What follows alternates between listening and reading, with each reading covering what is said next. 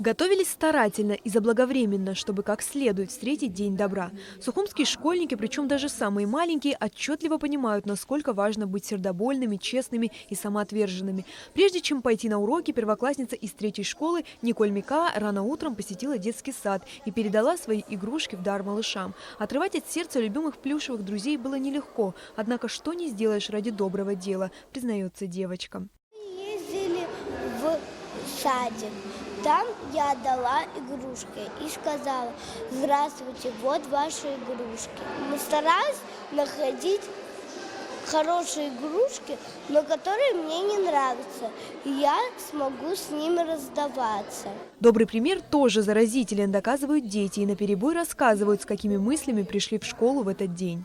Сегодня надо всем помогать и желать чего-то яркого, радостного, всего.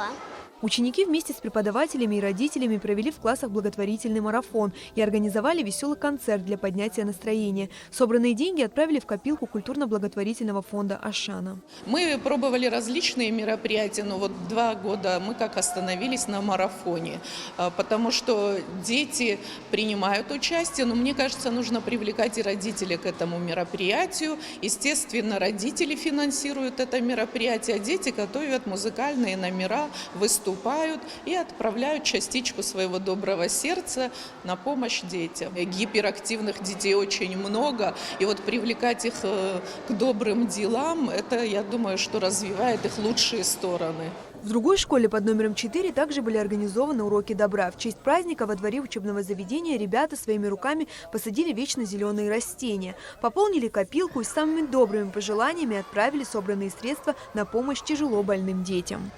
Здоровья, радости, хорошего настроения и всего хорошего. Поддержка и сочувствие необходимы каждому из нас. И важно не забывать о тех, кто особенно нуждается в помощи и внимании. Слово «добро» невозможно трактовать однозначно. Оно включает в себя множество различных понятий. Но невозможно не отметить, что в первую очередь в добром отношении нуждаются люди, попавшие в трудную жизненную ситуацию, как подопечные дома престарелых «Надежда». Ученики 7-й Сухумской школы решили в День добра посетить пожилых людей. С этой целью они подготовили театрализованное представление. Кто ты? Как тебя зовут? И как ты оказалась тут? Я Герда, друга я ищу, по свету белому хожу. Мой друг пропал зимой в Южный, его найти мне очень нужно. Я помогу его вернуть, тебе же нужно отдохнуть. Какое милое творение, мне в жизни будет утешение. Ведь ты красавица моя, не первый день в пути, тебя так давно ждала, скорее заходи. Многие из проживающих в приюте-интернате «Надежда» людей в недавнем прошлом переживали сложные моменты. Оттого они глубоко замкнуты в себе. Но присутствие детей у них в гостях не оставило бабушек и дедушек равнодушными. Жизнь оказалась несправедлива к этим людям, но все же наверняка в их сердцах хранятся светлые воспоминания. Говорят, музыка способна творить чудеса. Знакомые советские песни включили специально для тех, чья молодость прошла во время той эпохи.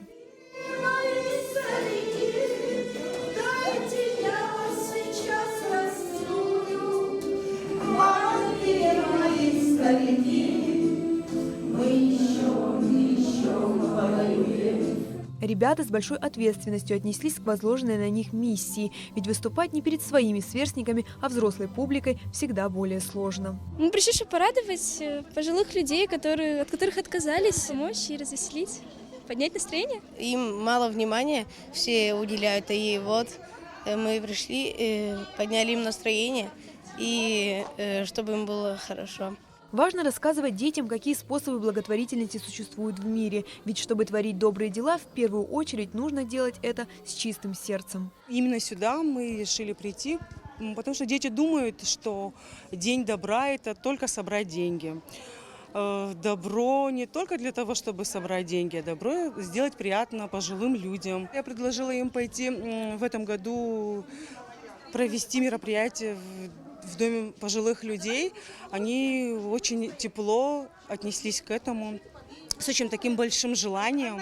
Порой мы думаем, что нашей помощи будет недостаточно для совершения доброго дела, будь то помощь в лечении тяжело больного ребенка или что-то иное. В этот момент важно вспомнить, что добро не имеет меры, но оно способно увеличиваться и даже приумножаться, словно по цепочке распространяясь по миру.